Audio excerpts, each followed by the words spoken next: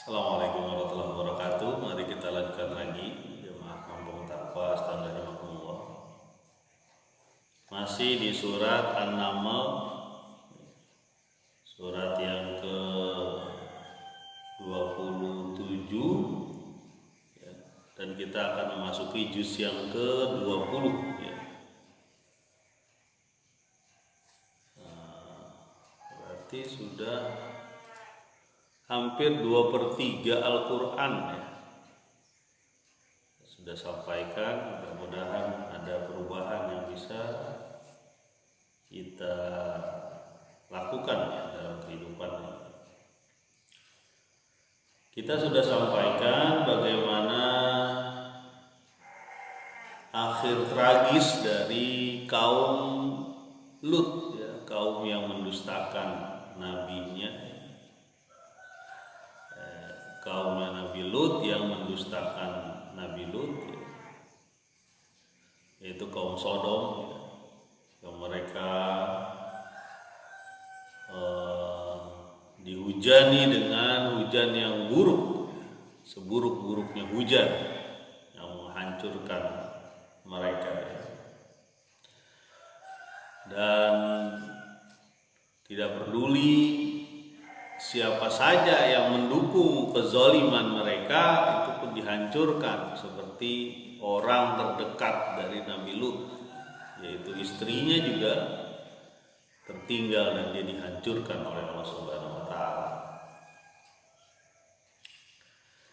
Mari kita lanjutkan lagi di ayat yang ke-59 surat An-Naml. Ayat yang ke-59.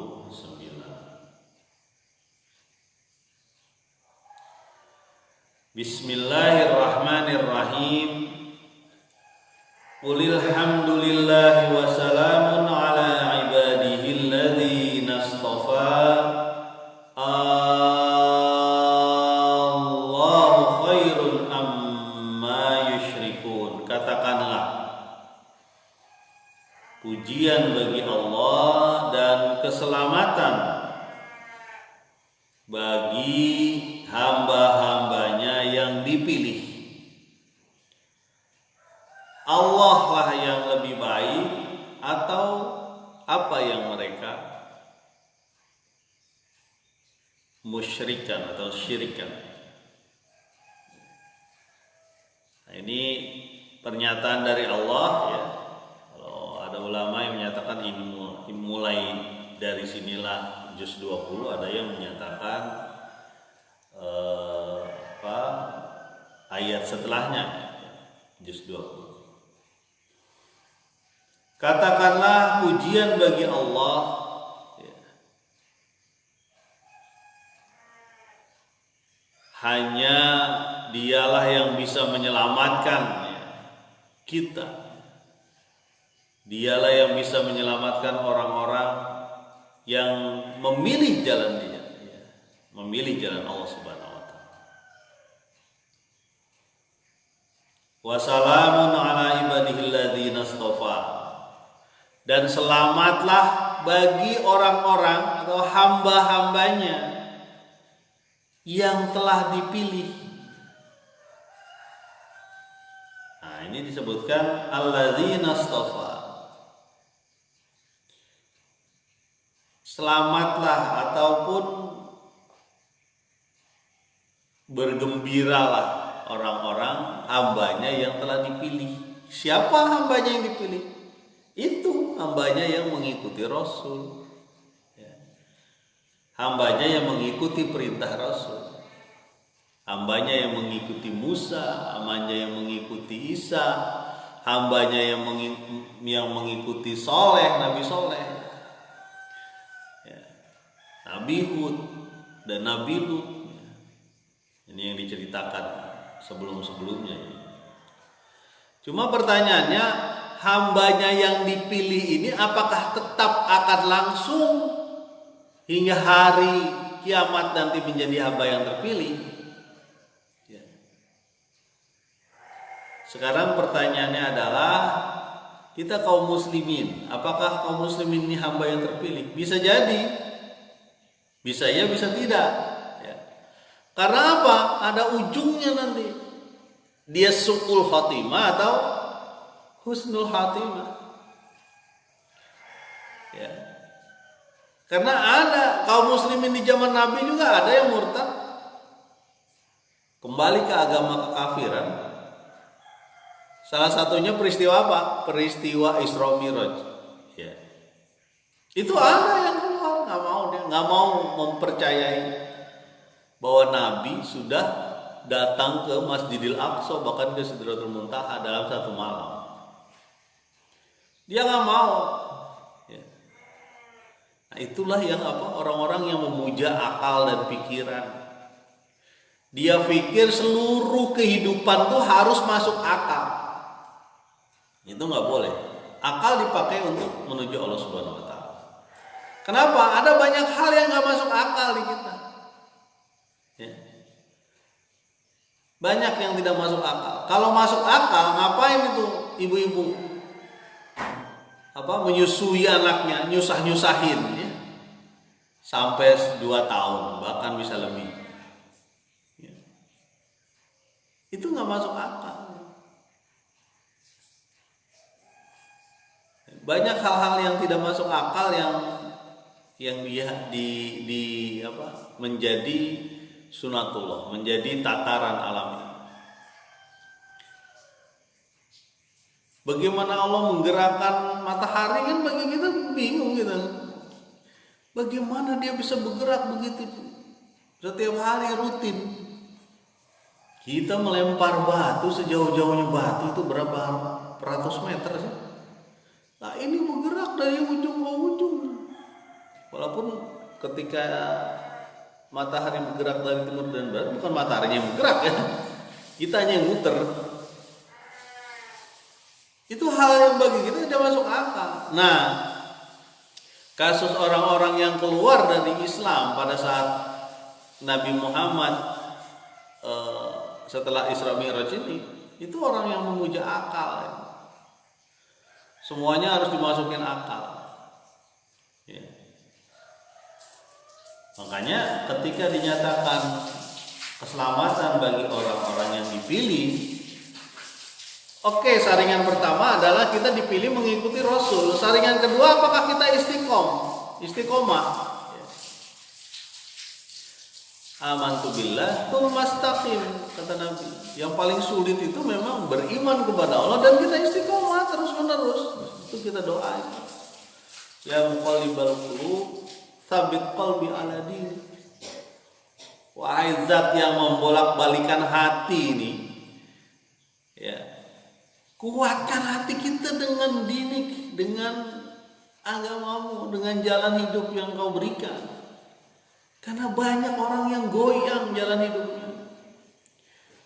Udah jadi pejabat, udah jadi orang yang punya segalanya. Geser, itu korun gitu. Ya. Padahal sama dia umatnya Nabi Musa juga, ibaratnya muridnya Nabi Musa itu. Geser ketika dia dapat ujian harta.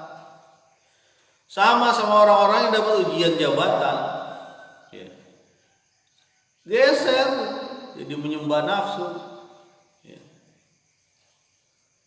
Kalau dia ditobat di ujungnya, ya alhamdulillah, ini repotnya nggak tobat sampai meninggal. Hatta zurtumul maqabir, itu sampai masuk kubur. Dia tumpuk-tumpuk aja tuh harta.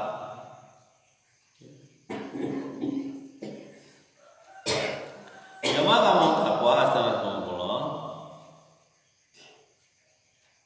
Allah khairun amma yusyrikun. Allah lah yang lebih baik atau apa yang mereka sekutukan. Ya. Siapa yang lebih baik? Maksudnya begitu. Ya. Allah atau Tuhan-Tuhan yang mereka sembah. Kan kita sudah sampaikan ya bahwa Tuhan itu ya, banyak mereka itu menyembah macam-macam. Menyembah matahari Ratu Bilqis kemarin ya. Alhamdulillah dia taubat tuh. Ya, itu salah satu pejabat yang taubat tuh. Dia ingat disampaikan oleh Sulaiman. Gak ada apa-apanya harta di mata Allah Subhanahu wa taala. Gak ada apa-apanya kekuasaan di hadapan Allah Subhanahu wa taala. Kamu tunduklah, datanglah kemari, berserah dirilah engkau kepada Allah Subhanahu wa taala, atau kami perangi. Ya. Nah, ratu ini, pejabat ini, ya, tunduk masuk Islam bersama Sulaiman, ma'a Sulaiman. Ya.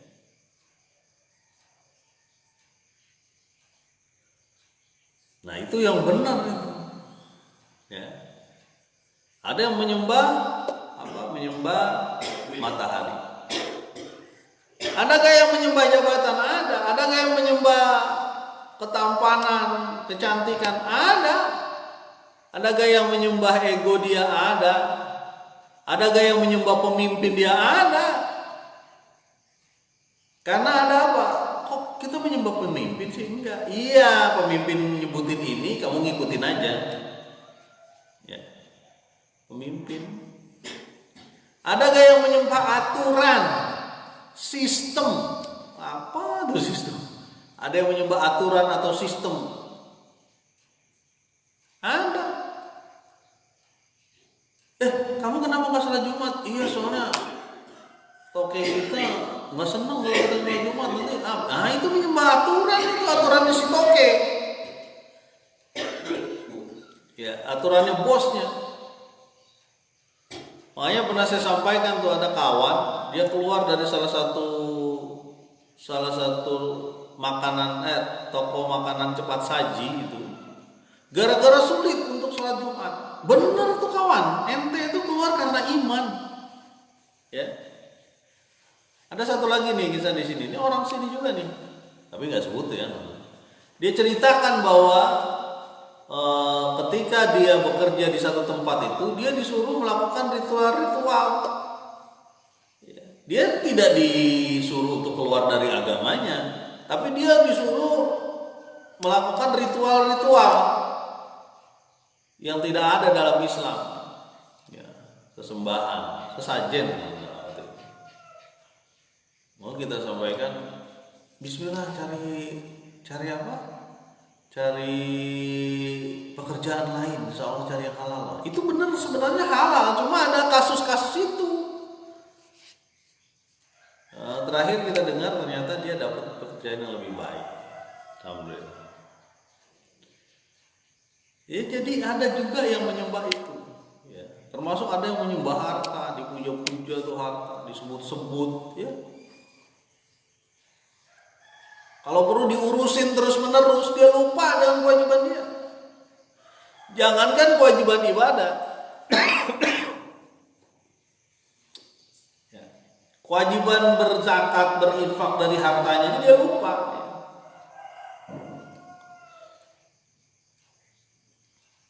Ya. Jadi Allah lah yang lebih baik, atau apa yang mereka syirikan, apa yang mereka sembah. Ya, ilah itu kan sembahan. Yang sering disebut-sebut itu bisa jadi sembahan, itu hati-hati. Ya. Nah, kalau kaum Nabi Lut yang disembah apa? Nafsunya. Ya. Dia tak peduli dengan orang lain, yang penting nafsu saya dapat. Ya. Makanya Nabi Lut berusaha menjaga tamunya karena bakal dizinahi dengan laki-laki.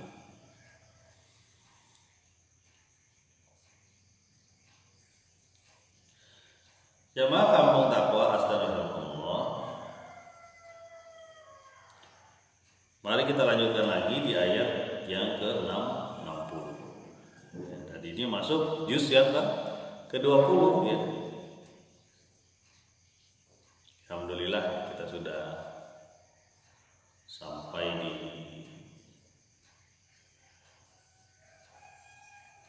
hampir 2/3 ya, 2/3. Amman khalaqas samawati wal arda wa anzala lakum minas samaa'i maa'an fa ambatna bihi hadaiqa zata bahjah ma kana lakum an tumbitu syajaraha a ilahum ma'allah bal hum qaumun ya'dilun. Siapakah yang menciptakan langit dan bumi dan menjadikan padamu dari langit air, lalu ditumbuhkannya dengannya kebun-kebun yang elok dipandang mata. Bukanlah kamu yang menumbuhkan tanam-tanamannya. Mana Tuhan selain Allah? Tetapi mereka adalah kaum yang menyimpang. Nah, ini kita bergerak ke seharian, apa yang dilihat.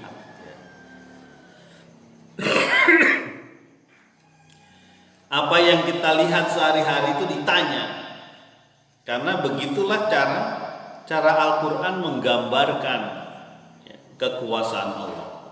Betapa kecilnya, kerdilnya kekuasaan manusia dibanding kekuasaan Allah. Siapa aman? Siapa yang menciptakan langit dan bumi? Langsung bergerak mata kita, mungkin ke atas ataupun ke bawah, atas dan bawah. Kepala kita, otak kita juga diarahkan ke langit dan bumi. Siapa yang menciptakan langit dan bumi? Diarahkan mata kita, pikiran kita diarahkan. Iya, siapa yang menciptakan langit dan bumi? Terus bergerak setiap saat, berganti lail wa nahar, siang dan malam berganti terus-terusan. Kadang-kadang matahari agak ke barat sedikit, agak ke barat laut, barat daya. Kadang-kadang mataharinya kita tengok ke sebelah sana kanan, agak sebelah kiri. Siapa ini? Dan siapa yang menciptakan bumi? Bumi yang begitu indah, ada sungai, ada gunung. Nanti kita lihat lagi gimana. Ada laut, ada tempat yang nyaman, yang bisa dihuni oleh manusia. Bahkan tempat yang bergunung-gunung, naik tinggi itu juga bisa dihuni manusia. Wa anzala lakum minas samaa'i maa'a, dan yang menciptakan kamu ada dari langit apa? Ma'a, yaitu air. Siapa itu yang menurunkan air dari atas, dari awan? Kita numpain air naik ke atas pohon, bawa 2 ember aja, bawa air nih, naik ke atas pohon, kita tumpahin dari atas pohon, beratnya luar biasa. Ini ditumpahkan bertonton air, berupa hujan. Nah, jangan sampai kita ketemu dengan hujan yang mudorot nih. Makanya Allahumma shayyiban nafi'an, doanya begitu ketika hujan. Ya Allah, berikanlah hujan yang lebat dan bermanfaat. Jadi siapa yang menciptakan air turun dari atas ke bawah? Kita kota hujan nih, mestinya orang yang berada di kota hujan tuh ingat terus kepada Allah. Orang sering hujan, aduh, kita nggak ngerti nih bagaimana airnya bisa turun dari atas. Ya, sebagian yang sudah belajar IPA memahami jadi ada yang naik dari laut, dari sungai, dari manusia, dari danau, dari pohon, dari hewan dan sebagainya, menguap lalu bergerak oleh angin. Itu disampaikan juga dalam Al-Quran. Digerakkan angin, terjadi kondensasi, terjadi pendinginan, lalu turun hujan. Itu menggerakkan jutaan ton air itu luar biasa itu. Namanya siklus air atau siklus hidrologi ya. Lalu ditumpahkan ke langit, ditumpahkan ke bumi. Ya. Nah, tidak cuma ditumpahkan, ada potongan ayat selanjutnya. Fa'ambatna bihi hadaiqa zata bahjah. Lalu kami tumbuhkan dari air yang sudah ditumpahkan ke bumi itu, ya, hadaiqa, kebun-kebun yang elok dipandang mata, enak dilihat. Nah, ini. Kita kan begitu senang ya melihat tanam-tanaman padi lah, jagung, singkong, kelihatan besar-besar ya. Kemudian pohon, buah ya. Termasuk kopi, coklat, kelapa sawit ya. Pohon-pohon yang indah dipandang mata ya. Dan kita merasa nyaman gitu melihat keelokan ini. Tapi kalau nggak ada air, habis. Mau kita taruh pupuk kayak apa juga kalau nggak ada air, hilang, selesai. Ya. Pupuk jenis apa itu yang bisa dimasukkan tanpa air? Tetap aja harus pakai air. Dan kami tumbuhkan darinya, dari air yang turun dari atas tadi, kebun-kebun yang elok, indah dipandang mata. Jadi Allah Subhanahu wa taala mengingatkan kita tuh, coba ente lihat gitu. Coba ente lihatlah keluar, lihat itu ada pisang, ada pohon, ada rambutan, ada macam-macam. Siapa yang menumbuhkan itu? Indah dipandang mata, senang kita melihat. Tanam macam-macam ya, kita bertanam. Ini orang Bogor mah kelihatan banget ya. Ya. Kalau orang di kota misalnya ya dari apartemen, dari apa, jarang lah lihat. Nah kita kelihatan banget. Habis turun hujan aja ramai itu petani-petani ngurus-ngurusin kebun, ada yang beres-beresin gitu. Hujan tuh rahmat. Ya, kota hujan berarti kota rahmat ya. Bisa jadi. Kalau kita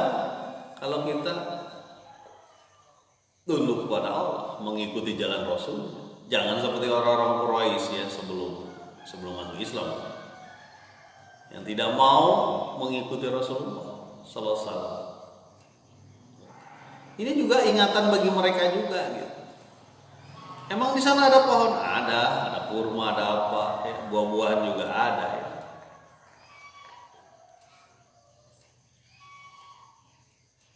Jadi kembali lagi bahwa air itu menumbuhkan banyak tanaman, yang menumbuhkan apa?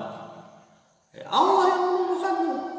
Kebun-kebun yang indah dipandang mata ya, senang kita ngelihatnya ya. Kalau perlu kita ambil, kita cek sudah sampai di mana keranumannya untuk bisa dipanen ya. Sekarang ngecek nanas gampang, nggak usah dibuka, dicolok aja pakai brick meter ya. Apa tuh brick meter, Pak? Brick meter itu apa sih? Mengukur kadar gula ya, kemanisan ya. Sekarang udah canggih tuh. Ditusuk aja nanas, lalu ketahuan berapa kadar gulanya. Oh, berarti ini bisa dipanen gitu. Itu yang naruh gula di nanas itu siapa itu? Kita gitu naburi di setiap pohon nanas itu pakai gula. Ya. Disiram dengan air yang sama. Kalau kita taruh nanas itu, tumbuhnya nanas. Ya, nggak pernah dibuat menanam nanas itu tumbuhnya mangga, mentang-mentang satu jenis karena bisa dirujak gitu jadi mangga, nggak bisa. Ya, antara sawi dengan bayam beda-beda tipis, bayam agak hitam, sawi agak coklat sedikit, kecilnya sama. Ketika ditumbuhin beda. Sama ketika biji mangga ditaruh, belum tentu biji mangga itu semanis yang induknya, berbeda-beda. Tapi rasa yang berbeda itu juga memanjakan lidah kita. Kita nggak pengen banget mangga yang manis sekali. Kita pengen yang ada rasa asam-asam dikit. Nggak apa-apa, boleh. Dan bagi orang ibu-ibu yang hamil, ngidam dan sebagainya, pengennya malah yang asam ya. Coba kalau di dunia ini nggak ada mangga yang asam, manis saja pas keluar langsung manis. Mungkin rasanya berbeda. Itulah manusia ya. Lidah kita itu bisa mendeteksi sekian ribu rasa. Itu hasil kebun ya kalau itu ya. Maka nalakum tumbitu syajaroha, bukan kamu yang menumbuhkan pohon-pohonnya, kata Allah. Bukan kamu yang ngeluarin biji dari tanah, robek tanahnya, keluar bijinya, mulai datang daunnya, masuk ke dalam akarnya. Itu bukan kamu. Kita cuma ngelempar doang, taruhin tanah. Makanya petani-petani itu mestinya lebih soleh, karena dia tahu betul bagaimana kehidupan itu muncul. Ya. Petani-petani kita tuh mestinya jauh lebih soleh dari kita. Saya petani bukan ya? Petani-petanian. Kenapa? Karena dia tahu betul dari biji yang kecil, biji nangka gitu ya. Tahu-tahu mulai ada. Itu siapa yang nemuin? Mulai ada akarnya gitu ya. Akarnya melilit-lilit turun ke bawah. Bahkan sebelum turun ke mana, turun jatuh ke tanah, nangka itu sudah ada akarnya itu. Biji nangka itu sudah ada akarnya di dalam nangkanya. Makanya sering kan kadang-kadang kalau ketuaan tuh nangka udah ada akarnya. Udah siap dia jatuh. Kalau tidak dipanen manusia mungkin jatuh dia menyebar lagi, menjadikan pohon-pohon nangka lagi. Pak Arfan cerita nangka ya? Iya kebetulan ada. Begitupun padi. Padi cuma dilempar itu kan ibaratnya disebar, dilempar. Tahu dari satu butir itu tumbuh berapa ratus itu. Makanya seperti sebutir gandum itu ya, orang berinfak kan gitu. Mi'atu habba. Sab'a sanabila mi'atu habba. Jadi orang berinfak di jalan Allah itu ibarat orang yang menumbuhkan sebutir benih. Lalu butir benih itu menumbuhkan 100 tangkai ya, atau 7 tangkai, jadi 100 bulir, jadi 700 bulir ya. 700 bulir dari satu infak, satu kebaikan. Makanya kalau dibilang orang berinfak, orang bersedekah itu jadi miskin, itu salah. Itu teori apa? Teori orang barat lah. Teori orang yang menyatakan bahwa kita harus pelit. Jangan keluarkan harta kita. Kan teori barat begitu. Membuat biaya sekecil-kecilnya mendapatkan untung sebanyak-banyaknya. Kalau perlu nggak keluarin uang supaya dapat untung. Kalau teori Islam nggak bisa gitu. Ya, ada harta orang lain di harta kita. Ada 2,5% harta orang lain, harta asnaf, 8 asnaf itu. Ya. Ada 1/40 harta orang lain di harta kita. Ya. Kecil banget, cuma 1/40, 2,5% dalam 1 juta rupiah, cuma 25.000.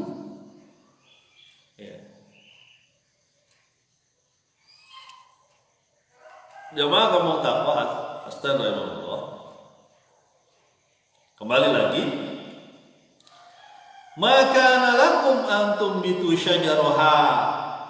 Bukanlah kamu yang menumbuhkan tanam-tanamannya, bukan Anda. Allah Subhanahu wa taala. Makanya disebutkan di ayat selanjutnya, "Ailahumma Allah." Mana? Ada gak Tuhan selain Allah? Mana? Ada gak yang bisa menumbuhkan daun-daun, tanaman dan sebagainya, warnanya beraneka warna rasanya beraneka rasa, bentuknya beraneka bentuk, jenis daun aja macam-macam kawan. Ada yang menjari, kok daun menjari ada seperti singkong ya, daunnya menjari. Ada yang lurus, pisang dan kelapa gitu. Ada yang membuat seperti duri ikan. Jenis daun aja bermacam-macam. Kita ngegambar juga pusing, itu banyak daun. Ya. Ini Allah yang menciptakan. Kan ditanya, "Ailahum Allah, mana? Ada gak ilah selain Allah? Mana?" Ya. Kadang-kadang kita menyandarkan diri kepada Tuhan selain Allah. Ini yang berat.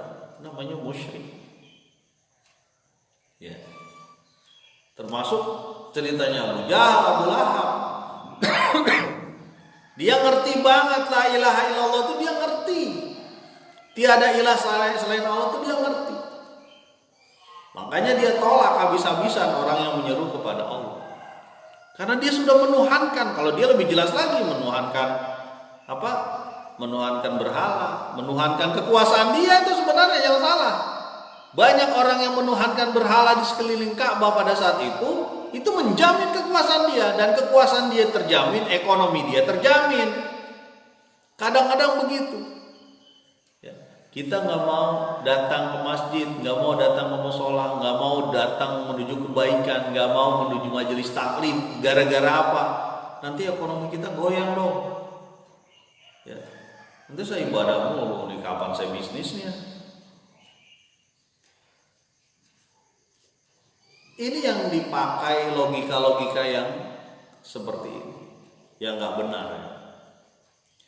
Padahal kalau ketika dia menerima Islam, meyakini bahwa Allah itu adalah Tuhannya, kita tahu bahwa air hujan itu datang untuk menyuburkan bumi dan kita makmurkan karena kita sebagai khalifah.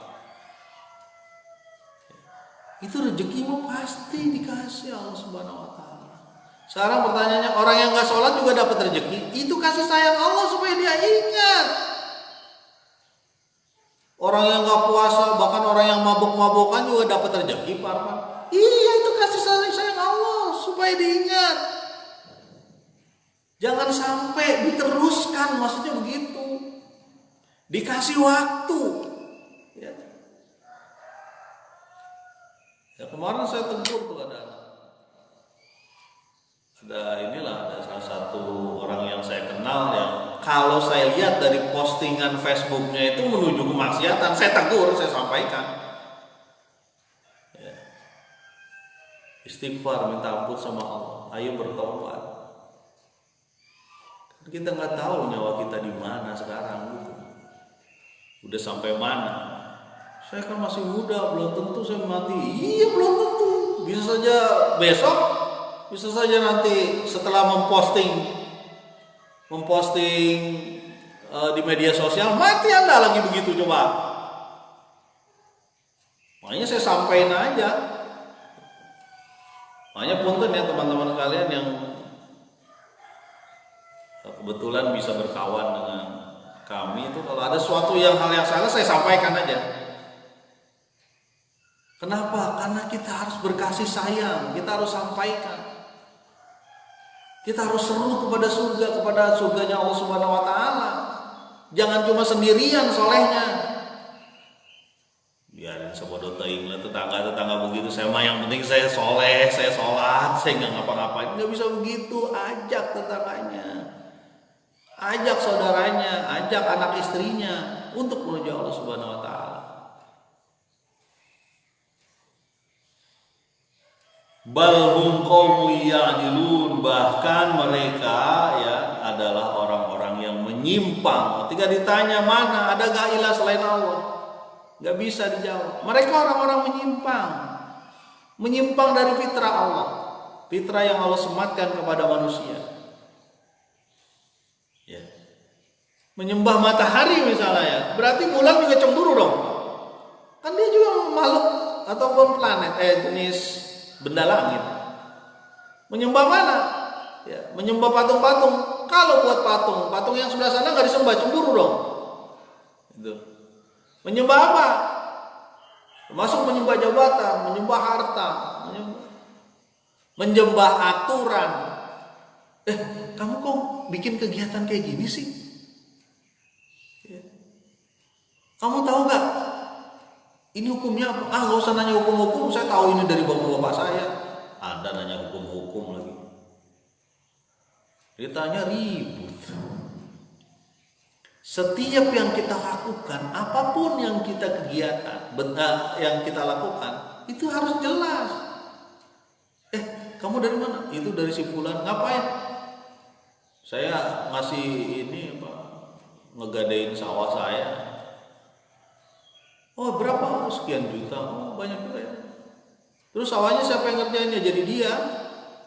Kan saya udah gadain. Riba tuh.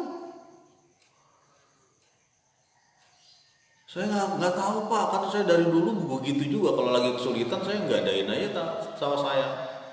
Dulu juga bapak saya begitu. Itu riba. Ya, itu bunga. Haram nggak hukumnya? Haram. Terus gimana Pak? Saya udah balikin. Saya nggak jadi gitu.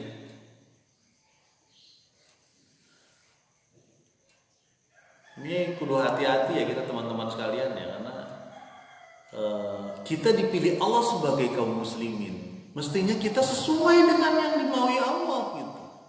Dapat harta yang benar.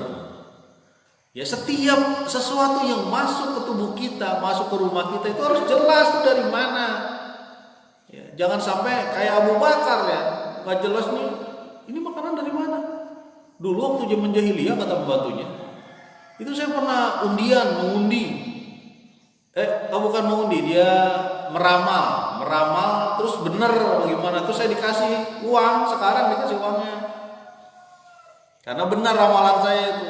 Dia gitu, wah langsung dicolok ininya anak tekaknya Abu Bakar, mencolok, dimuntahkan. Dia nggak mau barang haram itu masuk di dalam perutnya, di dalam kehidupan dia, termasuk mengundi undian. Bahaya. Belum lagi dibahas taruhan. Kalau taruhan gimana Pak? Nauzubillah. Mudah-mudahan kita tidak menjadi kaum yang menyimpang akhlaknya, menyimpang hubungannya sesama manusia dari sisi ekonomi ya, menyimpang dari sisi ibadah. Banyak penyimpangan. Bahkan menyimpang dari sisi seksual ya, disebutkan. Nauzubillah. Mudah-mudahan kita jamaah kampung takwa asdan rahimahumullah terus menerus jalan menuju Allah, gerak terus. Ya. Ada kegiatan ini ikutin. Mudah-mudahan bermanfaat. Subhanakallahumma wa bihamdika asyhadu an la ilaha illa anta astaghfiruka wa atubu ilaik. Assalamualaikum warahmatullahi wabarakatuh.